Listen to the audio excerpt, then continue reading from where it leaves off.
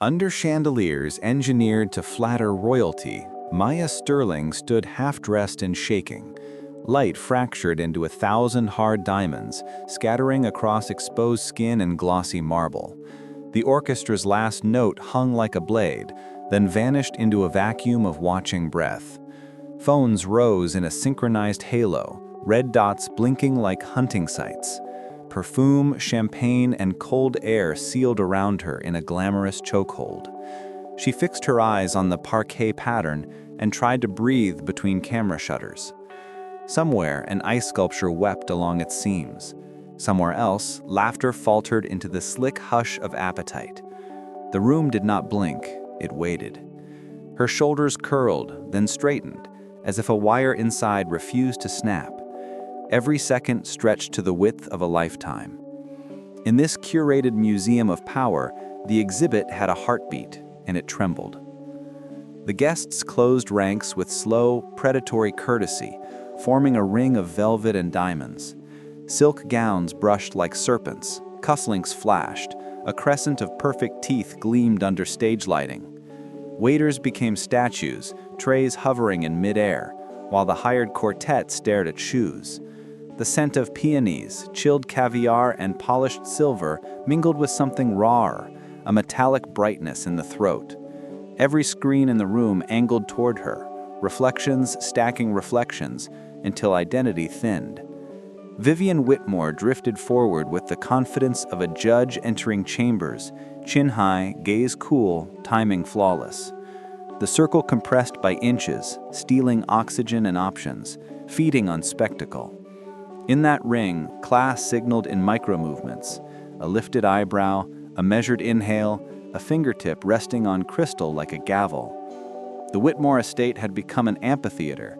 The stage required sacrifice. The audience pretended it was civilization. Maya searched the crowd for one steady point and found only polished surfaces. Faces blurred into a gallery of curated indifference, the kind taught at boarding schools and perfected in country clubs. Grayson Whitmore stood near his father, posture immaculate, jaw tightened against any human note. The distance between them measured exactly the cost of acceptance. The violin's empty stands stared back like open mouths. Maya's breath shortened into ragged arithmetic. 3 counts in, 4 counts out, the only math she could control. A waiter glanced down, mercy flickering, then retreated behind protocol. In the mezzanine, a pair of influencers whispered into lenses, hunting a caption that might trend. Somewhere outside, a fountain kept time, unaware that inside the house, water had frozen into eyes. The circle's temperature dropped a degree. She locked her knees and refused collapse. Standing had become rebellion. The first sound was not a scream, but a seam surrendering to impatience. Zipper teeth separated in a jagged sigh, and the dress lost its architecture. Fabric slid like spilled cream over stone, leaving skin to bargain with light. Cold air found every nerve ending and signed its name. Vivian's manicured hand hovered, then pressed, arranging shame with a curator's touch. 1,000 pixels captured the moment from every social angle. The fallen hem, the flinch, the white imprint of fingers against collarbone. Champagne bubbles stung the back of throats, unswallowed. Security shifted, closing the aperture until escape reduced to theory. Maya gathered what fabric remained and held it to her sternum, hands shaking, but firm. A photographer switched to burst mode, the room breaking into lightning. The dress pooled, obedient to gravity, while the crowd disproved empathy by consensus. The chandelier hummed like a witness. Light collapsed, and memory reframed the scene in negative. In the darkness behind her eyelids, marble became water, applause became hissing rain, and wealth lost its gloss. A lifetime condensed into a pulse, then fractured, then steadied with a stubborn rhythm. Somewhere inside the blackout, a counter-history wrote itself, composed of iron, old promises, and the name she had not used in years. The party's soundtrack bled through as a distant throb, bass without melody. She pictured the sky beyond the roofline, clean and silent, and understood that silence could be louder than spectacle. The cut ended not with mercy, but with breath, slow and deliberate, reclaimed from panic's teeth. When light returned, it found a spine, not a victim. The room hadn't changed. The rules soon would. Before marble and microphones, there were library lamps and unbranded coffee. Maya chose anonymity like armor, a cardigan over an inheritance, a smile that concealed continence. Grayson arrived with the fluency of money raised among oil portraits, offering charm that smelled of cedar and old victories. Their courtship unfolded in small rooms, not ballrooms, a choreography of shared notes and borrowed pens. She never said Sterling aloud, letting the past sit like a closed piano. He admired humility without recognizing strategy. On weekends, she walked city blocks that never knew chauffeurs, memorizing ordinary streets the way others memorized prayers. It felt righteous to refuse elevation, and almost holy to be unseen. She believed courage could be built from modesty, and that love could erase pedigree. The belief held until proximity to power began to correct her optimism. Maya rejected restaurants with waiting lists and accepted diners where coffee arrived in thick white mugs. She learned the weight of ordinary bills and the pleasure of leaving generous tips anonymously. Her apartment framed the skyline in thrift store wood, a view earned by stairs and held by effort. Grayson accepted the script, amused by virtue, charmed by austerity when it looked good on her. He misread refusal as naivete, not discipline. She misread silence as respect, not calculation. At night, she phoned no one, kept no entourage, and plotted nothing but an uninterrupted life. The secret of her name lay folded in a drawer beside a passport that opened any door. She believed disclosure corrupted affection, and affection thrived only in scarcity. The world beyond their bubble waited with polished invitations and permissions disguised as love. The hinge would turn soon. The ceremony fit inside a rented room with fogged windows and flowers arranged by hands that lacked pedigree but possessed care. Vows were exchanged without hashtags, and rings slid into place like quiet promises. A storm scraped the city and softened the light, blessing humility with cinematic weather. The guest list favored sincerity over status. The empty chairs belonged to those who measured value in headlines. In photographs, Maya's dress caught nothing but movement, and Grayson smiled like a man who believed smallness could stay small. She carried no crest down the aisle, only intention. The officiant's words landed without echo, absorbed by walls that had heard more grief than opera. A cake was cut with a butter knife and eaten on paper plates. Someone sang off-key. The registry held more library cards than silver. The future walked out beneath an umbrella, unaware of the mansion ahead. The Whitmore estate opened like a mouth that preferred to swallow rather than welcome.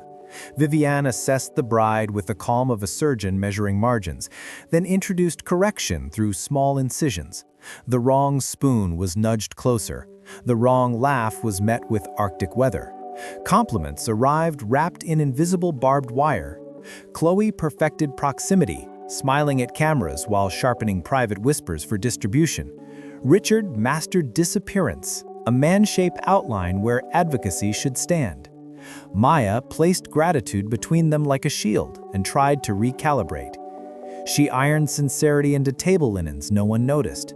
The house hushed her in invisible ways, teaching her that marble can erase footsteps and chandeliers can drown out truths. In this habitat, affection needed pedigree, and pedigree wore pearls. A life built on restraint began to bleed at the edges, almost beautifully. Across the river, in a tower of measured quiet, Edward Sterling tracked headlines others did not see. He watched market tremors, political microclimates, and one daughter who had traded a dynasty for plain air. His name sat on documents that moved continents, yet he left her privacy intact, honoring a promise made between stubborn hearts. He trained patience like an athlete, letting worry run and then return obedient. Discreet reports mapped the Whitmore orbit, debt dressed as lineage, parties mounted like campaigns, reputations managed by light. He found the mansion's blueprints and learned its arteries without touching a door. He did not interfere because love weighted by control becomes possession. He prepared anyway because love unarmed becomes neglect. Helicopters were serviced, lawyers were briefed, cameras found blind corners. The city slept while a father rehearsed silence that could become thunder. The Whitmore estate revealed itself as a fortress of aesthetics, columns pretending to be kindness, chandeliers mistaken for grace. Each arrival passed under ironwork initials that spelled not heritage, but vanity. Maya stepped through those gates the way some step into history books, unsure whether to be honored or trapped. The drive curved deliberately, a preview of power before permission. Inside, glass and gold negotiated territory with shadows, and the staff moved in synchronized obedience. The portraits lining the hallway judged with oil-painted stillness, every ancestor holding the same thin smile. Maya's reflection entered among them, uninvited, shimmering, then fading in polished surfaces. Her modest heels clicked like apologies across imported marble. The house swallowed sound efficiently. Outside, the manicured gardens whispered that beauty could be weaponized. Inside, a chandelier trembled slightly, sensing imbalance. Protocol arrived unspoken but omnipresent. Breakfast required pearls. Opinions required moderation. Maya learned which chairs were ornamental and which thoughts unshareable. Richard Whitmore's gaze skimmed past her like a pen across contracts. Vivian's corrections arrived wrapped in laughter, gentle enough for guests, sharp enough for blood. Chloe's curiosity came sugar-dusted, every compliment trailing a sting. The servants absorbed the tone, mirroring hierarchy in the way they handed napkins. Even silence obeyed the family's code. It had to be elegant, not empty. Maya noted everything: the temperature variance between rooms, the pacing of footsteps after dinner, the way secrets lingered near staircases. She smiled as defense, gratitude as disguise. A woman raised among titans can recognize predators dressed as etiquette. The house was beautiful, but beauty had conditions. She promised herself not to forget that marble can be cold even under sunlight. Maya adapted by choreography, learning when to bend and when to vanish. Every morning she arranged herself into palatable proportions, each gesture a translation from sincerity to diplomacy. She greeted cruelty with precision, polishing her tone until resentment disappeared beneath courtesy. Vivian's friends adored her restraint. Chloe posted her image online as our humble addition. The posts gathered likes shaped like knives. Maya's calm became entertainment, an art installation titled Tolerance. Yet beneath her stillness, friction grew. She counted the number of times she was called sweet instead of smart, each tally a quiet rebellion. The mansion's air thinned around her. Mirrors turned witness, not ally. In private, she removed jewelry like armor, washing off the day's submission. She practiced neutrality in front of a mirror until even exhaustion looked graceful. The performance impressed everyone except herself. The Whitmores mastered illusion like a family business. Parties doubled as currency, and every photograph was an investment. Maya appeared in their orbit as contrast, simplicity used to prove their refinement. Her restraint made their excess meaningful.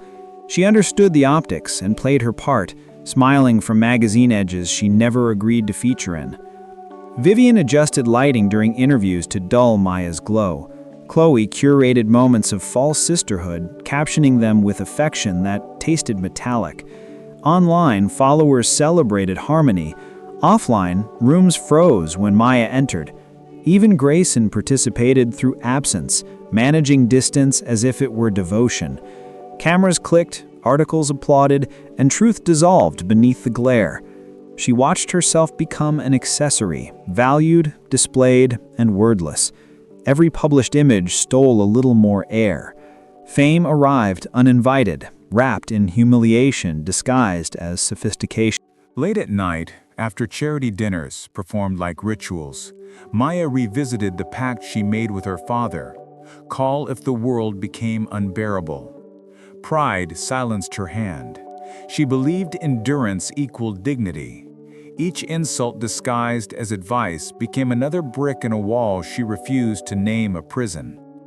Grayson's affection thinned to politeness, his attention outsourced to business calls.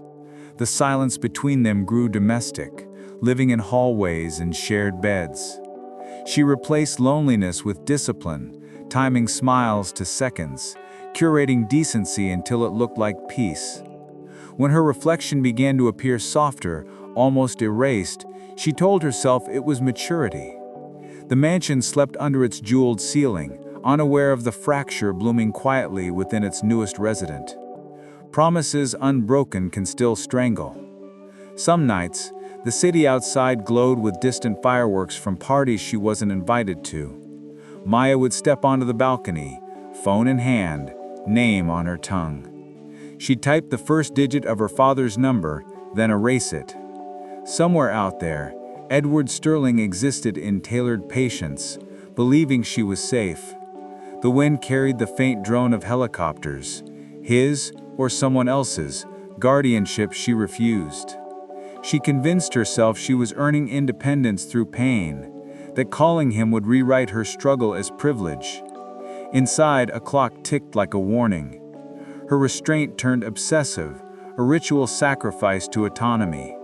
Pride replaced communication. The sky turned silver with dawn before she re-entered the room, hiding the phone beneath a pillow as if secrecy could transform into strength. Pride and silence slept side by side. By the second year, servants had learned her sadness by silhouette. Maids averted eyes when she passed, fearful of contagion. Waiters served pity in measured doses, glances polished to invisibility. Gossip lived in the spaces between clicks of silverware. Maya detected shifts in temperature, how conversations cooled when she entered, how laughter sharpened when she left. Chloe's tone sweetened in public, but her gaze hardened in mirrors. Even the dogs preferred others. Isolation stopped being emotional, it became architectural. Rooms rearranged around her absence. She occupied space like a shadow given permission. The Whitmores maintained civility, cruelty rebranded as tradition. Maya began cataloging details, timing of deliveries, faces of guards, camera placements along hallways. Survival disguised itself as observation. Humiliation had not yet become spectacle, but the blueprints of betrayal were complete. Spring arrived with invitations embossed in gold, the paper heavy enough to imply importance. Vivian called it an anniversary celebration, a tribute to perfect marriage and enduring legacy. The city's elite accepted eagerly, mistaking exhibition for elegance. Maya read the card twice, recognizing trap design in typography. Refusing wasn't an option. Appearances were contracts in this family. She smiled at the breakfast table while her stomach twisted in prophecy. Vivian detailed menu and decor, her tone silk over steel. Chloe discussed lighting, ensuring visibility for the inevitable performance.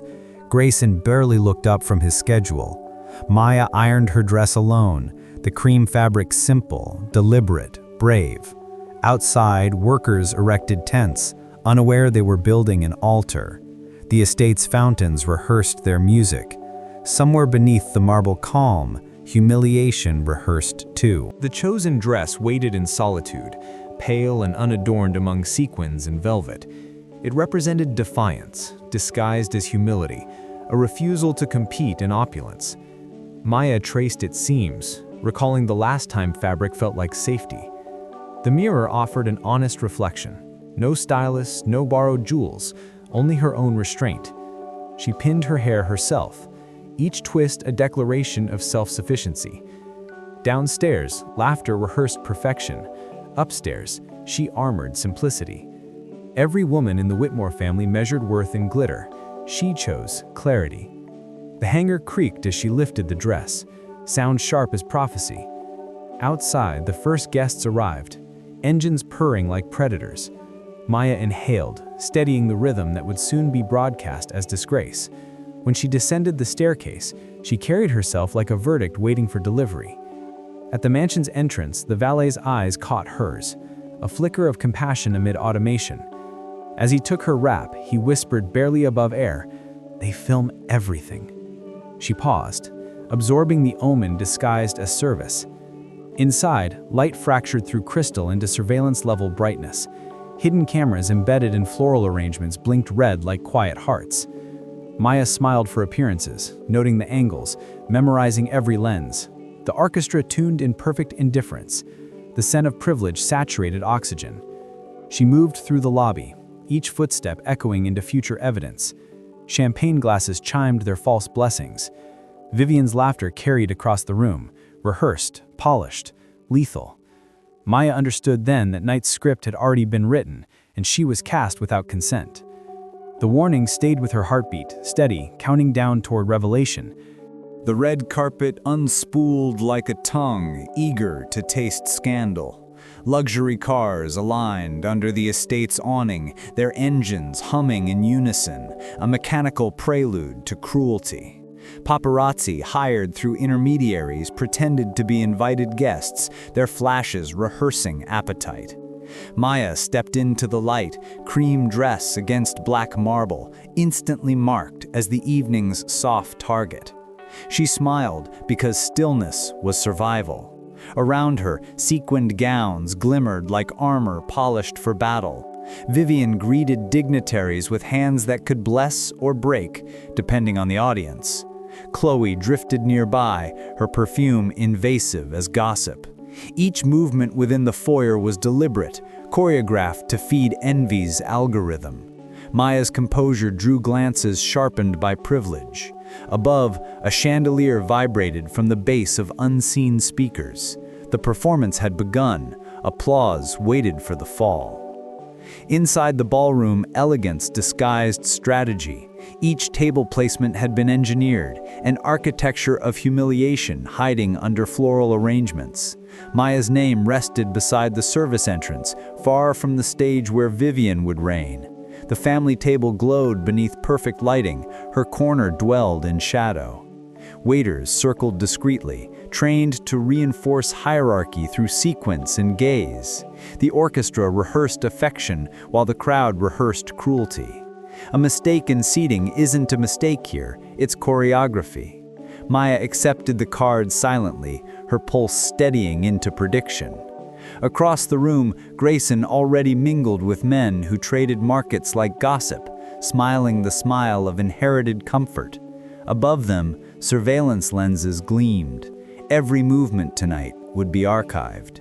The seating plan was an opening move, the polite outline of a trap. No one noticed how beautifully she memorized exits. Behind velvet curtains, Vivian adjusted the microphone. Her reflection multiplied in mirrored panels. The rehearsal staff listened as she spoke with controlled sweetness, shaping sentences to sound accidental. Each line contained a hidden incision. She tested laughter, calculated pause and perfect volume, enough to humiliate without descending to vulgarity. Chloe clapped lightly from the sidelines, mouthing future lines to her followers' cameras. Maya, waiting in the next room, heard only the rhythm of applause through fabric walls. It sounded like waves erasing footprints. The house absorbed the noise, as though architecture itself conspired in Vivienne's cruelty. Every echo rehearsed the coming degradation, tuning the air to her frequency. Outside, champagne continued to pour. The crowd didn't know they were attending a public execution staged as a celebration. In the silence between clinks, intent matured. Maya searched the crowd, locating her husband surrounded by potential investors. He listened with the attentiveness of ambition, head tilted, eyes never straying her way. When Vivienne approached, he straightened instinctively, posture reverting to childhood obedience. She whispered something. He nodded. Moments later, he was gone, drawn toward his father's orbit where loyalty was currency, and silence was survival. Maya stood near a column draped in imported silk, pretending fascination with centerpieces. Her isolation expanded invisibly, framed by light meant for someone else. The crowd saw only balance, not abandonment. In that selective blindness, humiliation began its quiet rehearsal. The man she married dissolved into the wallpaper of dynasty. Somewhere behind closed doors, a necklace gleamed beneath locked glass, waiting to become evidence. Destiny has patience. Betrayal needs witnesses. Seeking a moment of air, Maya followed a corridor lined with portraits, men painted in power poses, women arranged as assets. She looked for the powder room, guided by soft music that disguised wrong turns. The hallway curved like deceit, ending at a mirrored door. She stepped inside and froze. Vivian's dressing room. Jewelry cases glittered beneath recessed lights, each stone calibrated to blind conscience. The air smelled of expensive secrets. On a table lay the pink diamond necklace, centerpiece of Vivian's vanity. It caught the overhead beam and flared, an omen pretending to be beauty. Maya glanced away, unwilling to even breathe too close. She exited quickly, unaware that Chloe watched from the threshold, camera ready, smile prepared. Some stories began with intent, others with opportunity observed. The crime was already captured.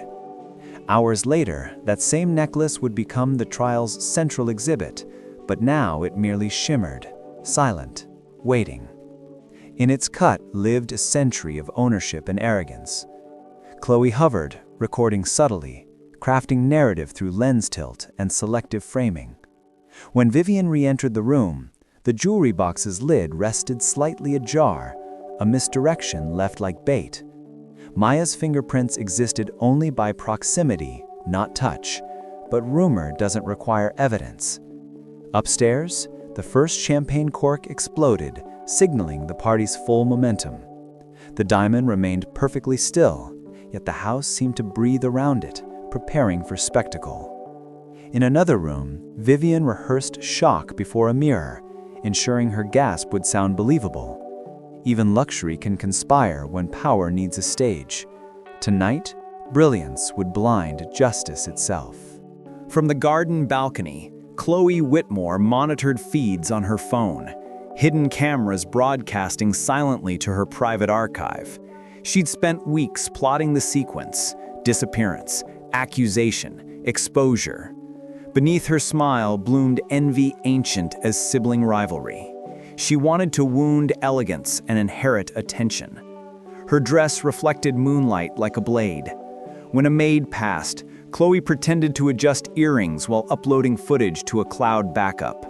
Down below, guests floated in candlelit perfection, unaware they were extras in her content strategy. She lifted her glass toward the ballroom, toasting future chaos. Above the treetops, drones recorded exterior glamour for later insertion into viral edits. Inside, Maya adjusted her sleeve, unknowingly framed in Chloe's pre-edited downfall. Villains in modern tales wear ring lights, not masks. The orchestra shifted into slower rhythm, bass trembling like a premonition. Ambient conversations merged into one low vibration, the sound of wealth murmuring to itself. Somewhere beneath the floorboards, generators hummed, power for both lighting and deceit. Maya sensed rhythm distortion before recognizing danger. The air thickened, compression building in her chest as if the mansion itself inhaled. Even the chandeliers dimmed fractionally, softening visibility, directing focus. In cinematic terms, it was the tension cue before collapse. She set down her drink, the crystal rim cold against fingertips already trembling. Camera shutters increased tempo, not yet scandal but expectation. Chloe moved into position near the stage, phone ready to capture Vivian's opening act. Humiliation, like music, requires timing. The score had reached its silent crescendo. In the mirrored column beside the stage, Maya glimpsed her own image multiplied and distorted. A chorus of selves watching one another drown in civility. The reflections flickered with each flashbulb, versions of her trapped between luxury and panic. She noticed a flaw in her lipstick, corrected it, and realized it didn't matter. Ruin doesn't check mirrors. The chandelier above her swayed subtly as footsteps approached. Every surface shimmered with deceitful beauty. Her reflection whispered the truth through posture. Run. But she stayed. To leave early would be to concede suspicion. Beyond the mirrors, Vivian climbed the small stage, smile calibrated, voice sweetened. Maya exhaled, prepared to endure another toast masquerading as affection. The mirrored image closed its eyes. Sometimes dignity's final act is stillness. From the podium, Vivian raised her crystal flute and offered this signal. An elegant tilt, barely perceptible, yet instantly understood by Chloe and Richard. Lights softened, cueing the moment. The orchestra paused mid-measure, silence sliding into the room like fog. Vivian scanned her audience, her expression a perfect blend of gratitude and theater. Somewhere near the back, security adjusted stance. Maya, framed in amber glow, became the evening's focus, unaware she'd been positioned beneath the spotlight's exact center. Vivian began her toast, each word dipped in honey and venom. Guests smiled, glasses lifted, laughter postponed for timing. When her hand brushed her neck theatrically, the plan detonated. The stage was ready for accusation, the cameras for capture, and humiliation for its premiere. The Whitmore legacy would preserve it in perfect resolution. The gasp cut through the music like a fracture in glass. Vivian's hand flew to her neck, fingers trembling in rehearsed shock. The pink diamond was gone. The orchestra silenced mid-note, and the ballroom froze, collective attention pivoting like machinery toward the epicenter of scandal. Maya blinked, confusion erasing breath, but the stage was already set. Vivian's voice quivered with practiced pain, calling for composure, while her eyes sharpened with accusation. "Someone has taken it," she declared to the crowd. Not a plea, a performance. Dozens of phones lifted, screens glowing like small, merciless moons. Richard advanced, dignified authority masking complicity. Chloe's expression feigned disbelief, but her pupils dilated in triumph. Maya's name slipped through Vivian's lips like a verdict before the evidence existed. Silence stretched taut like luxury's facade. In this world, guilt required only a narrative, and Vivian had written it flawlessly. The ballroom became a courtroom without laws. Conversations mutated into whispers heavy with condemnation. Waiters lingered near exits, security advanced, and chandeliers pulsed overhead like interrogation lamps. Guests turned in their seats, each face a juror's mask of fascination and relief. It wasn't them on trial tonight. Vivian's trembling evolved into precision, recounting the timeline with selective memory, emphasizing Maya's mistaken detour to the dressing room. Chloe corroborated, voice trembling at the right frequency for sympathy. Grayson stood silent, sculpted in disbelief that conveniently lacked defense. Maya attempted breath, not speech. The air carried verdicts before words could form. Someone recorded close-ups of her face. Fear turned into currency. Every whisper rewrote identity, shifting her from guest to suspect. In an ecosystem of status, scandal feeds survival. The first stone had been thrown, and applause waited for blood. Richard's baritone cut through murmurs, smooth and authoritative, demanding transparency for the family's sake. Security responded like choreography, approaching Maya with the politeness of predators. Guests adjusted posture, pretending discomfort while ensuring visibility. Cameras rose higher. Maya's heartbeat synced with camera shutters, each pulse another click toward destruction. Vivian maintained composure, her faux grief glistening under spotlight. If she is innocent, there is nothing to fear.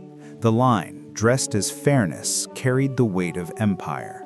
Maya's arms tightened around herself instinctively, silk creasing against panic. Grayson looked at the floor, studying its perfection. She realized then that silence was his truest language. Around her, luxury waited to witness degradation. The crowd leaned forward, not to help, but to consume. Humiliation was about to become art, curated for the privileged. She lifted her gaze toward Grayson, eyes imploring recognition, but his expression remained professionally blank. Between them stretched 2 years of dissonance, now collapsing into a single heartbeat of betrayal. Every promise dissolved into the humidity of the room. She wanted to speak, to explain, to defend, but words no longer belonged to her. The family's narrative filled every inch of available oxygen. Cameras blinked approval. In the hierarchy of spectacle, her protest would only affirm guilt. Even breath sounded treasonous. She straightened instead, the instinct of someone born into power, yet forced to play pauper. Somewhere deep in muscle memory, dignity stirred. Her silence, though interpreted as shame, became resistance. Humiliation feeds on reaction. She offered none. Still, the crowd's hunger remained unsatisfied. They needed collapse, and they would soon have it. The first touch was administrative, impersonal, delivered by security in designer suits. Then came Vivian's intrusion, manicured precision, the cruelty of elegance applied like pressure. Chloe joined with a smile small enough to imply innocence. Fingers searched seams, probing dignity's last defense. Gasps fluttered through the room like applause disguised as empathy. The orchestra musicians stared at their instruments, unwilling to soundtrack this descent. The zipper's hum was the overture. Silk responded with resignation. Maya's body stiffened against the violation, but defiance only accelerated the process. Flashbulbs multiplied, recording the anatomy of disgrace from every advantageous angle. In an empire built on optics, exposure was the ultimate weapon. The scent of expensive perfume mixed with fear, metallic, undeniable. Even gravity seemed complicit, pulling fabric downward as civilization applauded its own savagery. The gown gave way completely, folding in on itself as if ashamed to remain. Light clung to bare skin, amplifying vulnerability into spectacle. 100 jeweled spectators absorbed her breakdown like theater critics noting technique. Vivian's hand remained poised mid-air, expression of moral superiority unshaken. Chloe bit her lip to mimic distress while recording discreetly. Richard maintained dignity, a portrait of patriarchal order restored through cruelty. Grayson turned away, the final cowardice complete. Maya's humiliation achieved symmetry. The same crowd that once toasted her purity now dissected her shame. No one left. Curiosity overpowered discomfort. Her skin burned beneath air-conditioned judgment. Cameras consumed her from every side, immortalizing degradation. She no longer cried, she only breathed through trembling ribs, existing in fragments between flashes. The Whitmore legacy had its entertainment. The world had its evidence. The silence broke not with sound, but with the mechanical rhythm of cameras, each click punctuating her collapse. Guests captured humiliation like collectors acquiring limited editions. Light strobed, freezing her pain into art for social archives. In the balcony, Chloe posted the first filtered still, captioned with false empathy. Within seconds, screens across the city began receiving her suffering in real time. Maya's tears blurred into glitter under relentless flash. Vivian whispered something inaudible, perhaps victory, perhaps vanity. The orchestra began again tentatively, strings trembling as if accompanying execution. Maya's knees nearly buckled, but she steadied, refusing the floor its satisfaction. The spectacle transcended scandal. It became an aesthetic event. Humiliation dressed as entertainment, streamed live by those who would later deny attendance. The night had claimed her, but not yet finished. Thrown from the stage of privilege, Maya stumbled into the marble corridor beyond the ballroom. The floor's chill climbed through bare feet, each step leaving a fragile print that evaporated under cold air. Outside the sealed doors, music resumed, proof that her destruction rated as intermission. Security herded her toward the exit with courtesy scripted for scandal management. The night air beyond the foyer bit through her skin, clean and merciless. She collapsed near the fountain's reflection, its water trembling with distorted opulence. Laughter leaked through windows, muffled but intact. Her breathing found rhythm with the fountain's cycle, shallow but continuous. Above, the mansion's lights glittered as if celebrating. She was outside now, discarded proof that wealth erases conscience faster than stains. Humiliation complete, spectacle resumed. The stars refused witness. Inside, Vivian completed the act, shaking the dress theatrically, revealing nothing hidden. The absence of evidence mattered less than the performance of suspicion. She announced the finding as partial vindication for herself, full condemnation for Maya. Guests clapped politely, applauding not truth but closure. Grayson nodded emptily, grateful the ordeal had direction. The cameras turned inward, documenting Vivian's relief, Chloe's false concern, Richard's managerial composure. The party resumed with remarkable speed, as though human suffering were a brief commercial break. Servers replenished glasses, music regained confidence. The incident became anecdote before the night ended, yet the air retained metallic residue. Outside, Maya remained unseen, breathing frost and disbelief. The necklace lay untouched where Chloe buried it, waiting to resurrect truth at a more advantageous time. Lies, like diamonds, refract endlessly. Dragged beyond the iron gates, Maya was released into a night too bright with wealth's artificial glow. The marble steps behind her shimmered with champagne spillage and silence. Her body trembled, not from cold alone, but from the severing of belonging. Security locked the gates with ceremonial precision. Inside, violins resumed their deceitful elegance. The night breeze carried faint applause, mocking in its distance. On the gravel, she knelt, dress torn, breath uneven, world reduced to ache. A valet nearby hesitated, jacket in hand, humanity flickering. He approached, draking warmth over her shoulders without eye contact, a silent rebellion against hierarchy. The jacket smelled of sincerity, foreign to the estate. Maya exhaled, the first unfiltered breath in months. Above her, the same stars that ignored cruelty witnessed resilience forming quietly, molecule by molecule. Humiliation ended, reclamation waited its cue. The valet lingered beside her like a question that decency asked of power. His jacket enveloped her trembling body, its wool rough but merciful. For the first time all evening, no one demanded performance, no poise, no posture, just existence. The hum of distant laughter bled from the ballroom, carrying the weightless cruelty of the satisfied. The young man averted his gaze, understanding that witnessing pain too long becomes violation. Maya sat on the cold pavement, knees pulled to her chest, bare feet etched with gravel. Around her, the world seemed unbothered. Stars blinked indifferently above an empire built on optics. Somewhere behind the walls, music swelled again, sealing her exile. Her humiliation had been public, yet her collapse was private. She closed her eyes and felt the night press gently, whispering endurance into her bones.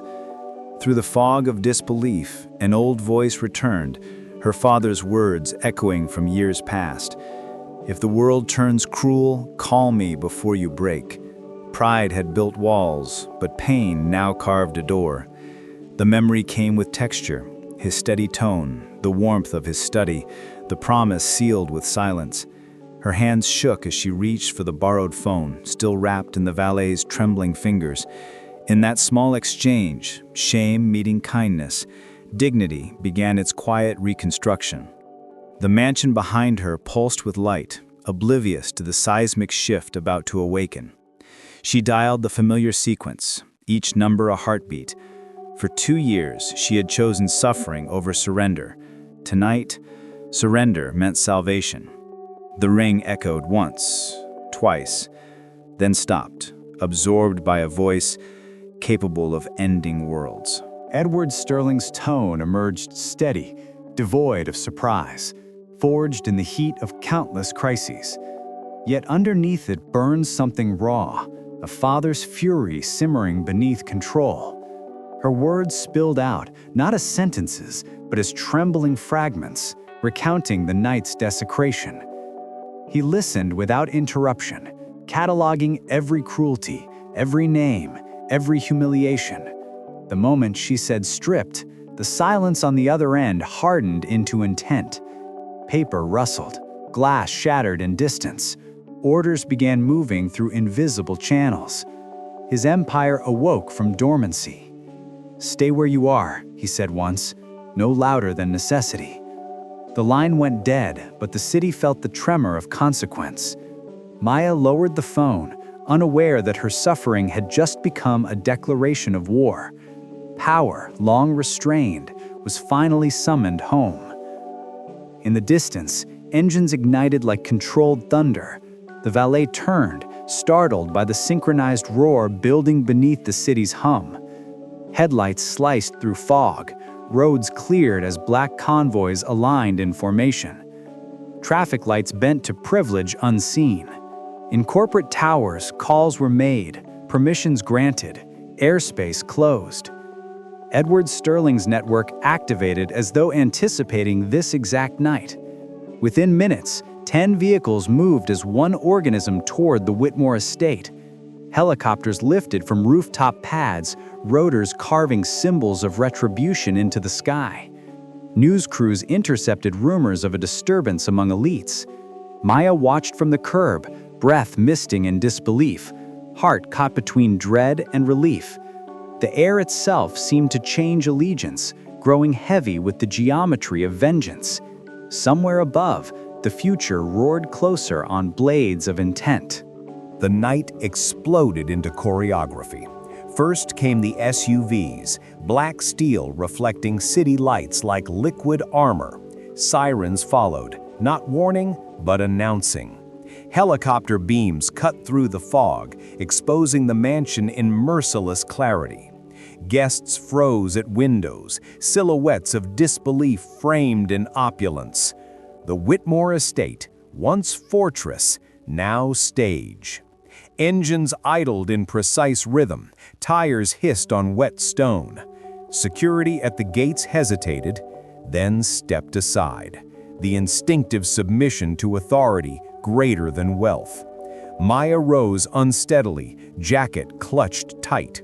The wind from helicopter blades lifted the torn edge of her dress, turning disgrace into motion. Doors opened in unison. Edward Sterling emerged, his presence eclipsing spectacle. Power had arrived in person, and for the first time that night, silence bowed. Iron gates that once kept her out swung inward under command, hinges protesting against justice. The convoy entered in fluid sequence, headlights flooding manicured lawns. Guards scattered, their loyalty recalibrated to the sight of authority cloaked in black precision. Guests poured from the ballroom, drawn by noise too powerful to ignore. From above, cameras captured the transformation, privilege becoming perimeter, fear replacing arrogance. Edward stepped out fully, the night folding around him like acknowledgement. He moved with the economy of command, flanked by bodyguards whose stillness implied violence held in reserve. Maya, wrapped in his coat, became the axis of this reversal. For every humiliation endured, a counterweight now gathered mass. The Whitmore estate no longer belonged to its owners. The storm had entered, wearing a tailored suit. The man who built empires stepped into the chaos he was born to command. His silver hair caught the light like weaponized calm. Cameras shifted focus from victim to patriarch, instinctively recognizing hierarchy. Edward's eyes scanned the crowd, cataloging guilt, calculating silence. Behind him, lawyers carried briefcases heavy with consequence, and uniformed officials followed, masks of bureaucracy over reverence. He walked directly to Maya, kneeling briefly to meet her eyes, a gesture too human for witnesses to misinterpret. Then he rose, adjusting his coat around her shoulders, reclaiming what cruelty had attempted to erase. Around them, whispers mutated into realization. The nameless girl had a lineage capable of erasing fortunes. Vivian's face blanched to porcelain. The predator sensed extinction approaching. Edward turned toward the mansion, every step rewriting its ownership. They walked back through the same doors that had expelled her, reversing the ritual of degradation. Inside, the crowd parted instinctively, bodies aligning to invisible authority. The orchestra ceased mid-note, instruments lowered in collective submission. Maya's bare feet touched marble that now recognized her return. Edward's entourage formed a silent corridor of power, security on one side, legality on the other. Lights recalibrated, centering on him. The room's temperature shifted from indulgent to judicial. The scent of champagne soured into fear. Vivian tried to speak, but only managed fragments that dissolved against his composure. Every camera swung toward the father-daughter silhouette, recording the redefinition of class in real time. They didn't reclaim space, they redefined it. Humiliation had become geography, and she now stood at its highest elevation. At the microphone once reserved for toasts, Edward's voice carried with surgical precision, dismantling illusions syllable by syllable. He announced himself not as guest, but as owner of every contract that financed this house. Names dropped like verdicts, institutions trembled at their association. He drew Maya to his side, not as ornament, but as heir. The crowd's collective breath fractured into whispers of recognition. Wealth recalibrated itself mid-room. He spoke of dignity stolen, truth filmed, and consequences measured in billions. The family who prided themselves on legacy discovered theirs was leased property. Vivian swayed. Richard steadied her out of reflex, not love. Chloe's phone slipped from her hand.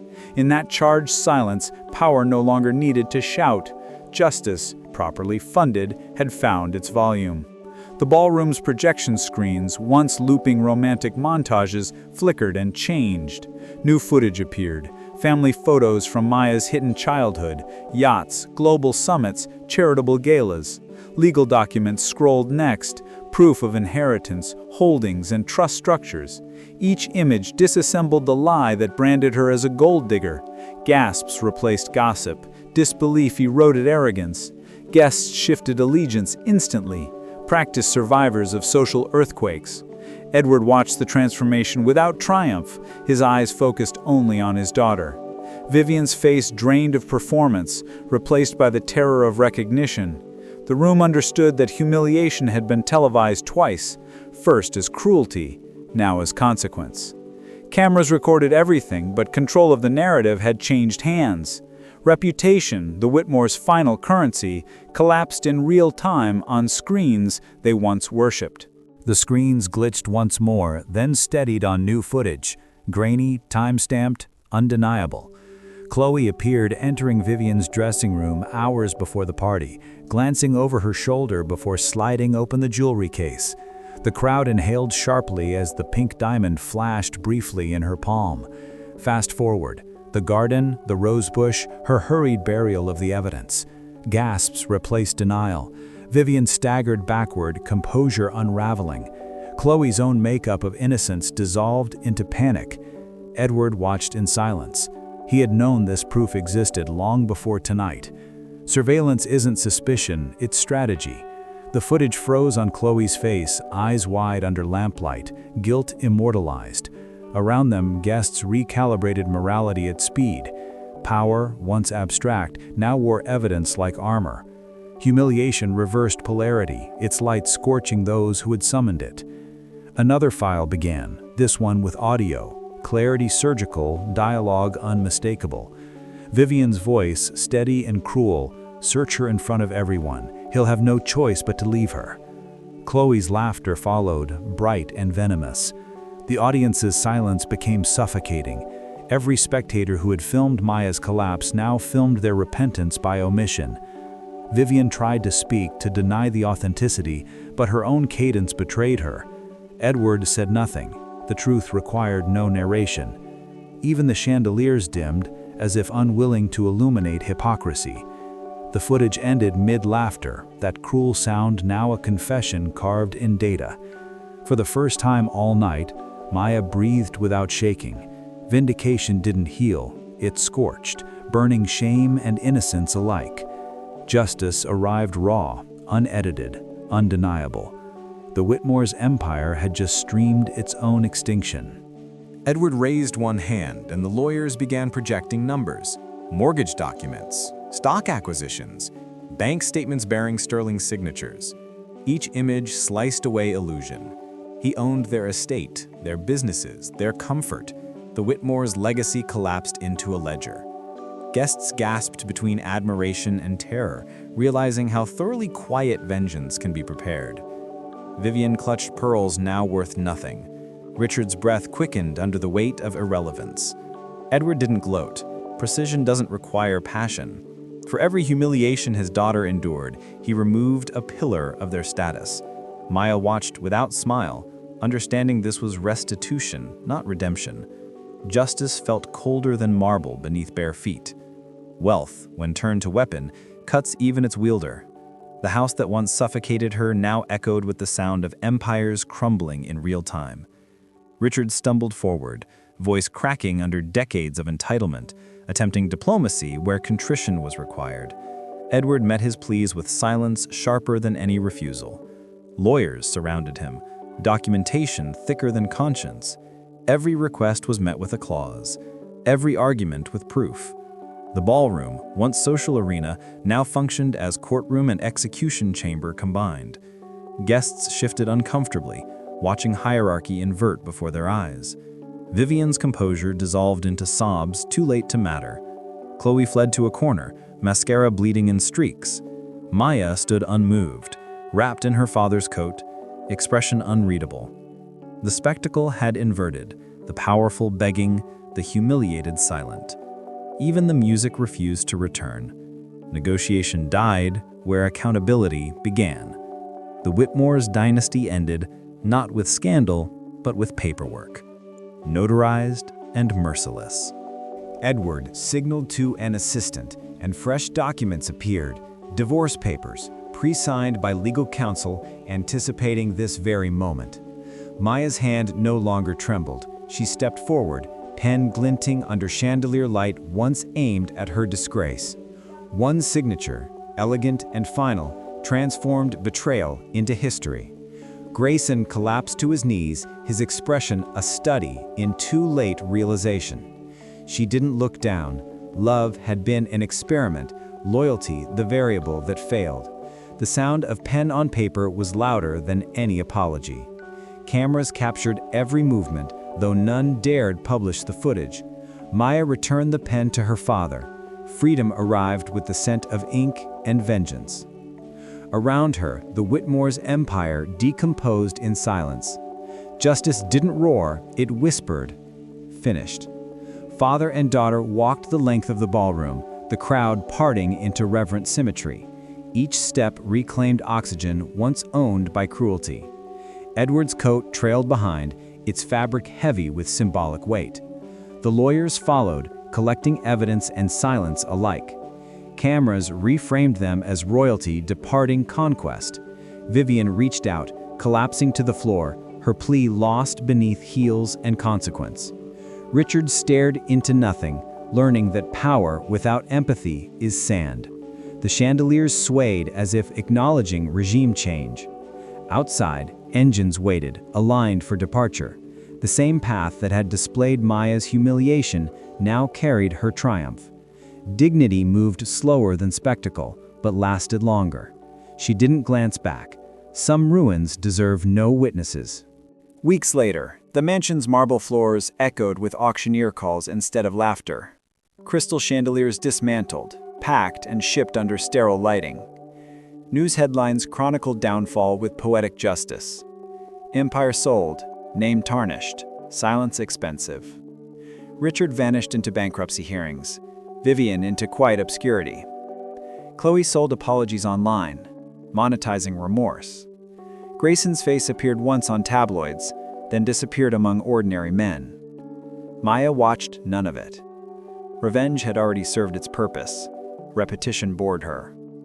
In skyscrapers across the city, Sterling Global's influence expanded effortlessly, power repurposed into precision philanthropy. The world forgot spectacle.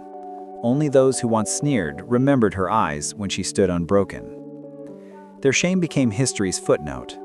Her story, meanwhile, began rewriting legacy itself. Time sculpted her wounds into resolve. Maya Sterling returned to her father's world not as heir, but as architect. At Sterling Global, she restructured divisions, favoring innovation over inheritance. The city learned to pronounce her name with respect, stripped of pity. Nights once filled with nightmares became strategy sessions. On weekends, she met women rebuilding from their own ruin, funding shelters where no one's voice would vanish in marble halls. Her foundation's crest bore no diamonds, only a single unbroken line. The humiliation that once defined her now financed change. Success didn't soothe, it steadied. From skyscraper windows, she watched the same skyline where her shame began, its lights pulsing like an old scar. Some stories end with revenge. Hers continued with reform. Months later, at a charity gala, Maya stood beneath chandeliers identical to those that once betrayed her. When the final guests departed, she noticed a familiar figure at the cloak counter, Vivian Whitmore, older, thinner, humility replacing perfume. Their eyes met across quiet distance. No anger rose, only memory tempered by perspective. Vivian whispered an apology shaped by exhaustion. Maya listened, not as victim, but as witness to inevitability. Forgiveness wasn't surrender, it was reclamation of peace. She nodded once, enough to close the book, but not erase its lessons. As Vivian returned to her post, Maya felt the room exhale. The past had been stripped of power. In the reflection of polished marble, she saw herself whole, unthreatened by ghosts dressed as regrets. At her foundation's next gala, Maya stood alone on a balcony overlooking the city that once mocked her. Below, sirens hummed like distant applause, lights stretching to the horizon. The same chandeliers glittered through glass behind her, but now they belonged to her cause, not her captors. Wind brushed her hair, carrying no shame, only clarity. In the rhythm of distant traffic, she heard echoes of that night, then silence reclaiming victory. Power had changed definition. No longer control, but composure. The camera drones circling above caught her profile, calm and untouchable, framed in quiet light. The feed would travel everywhere, but this time willingly. She had entered the story as a casualty and exited as its author. In the city below, reputation trembled, dignity did not.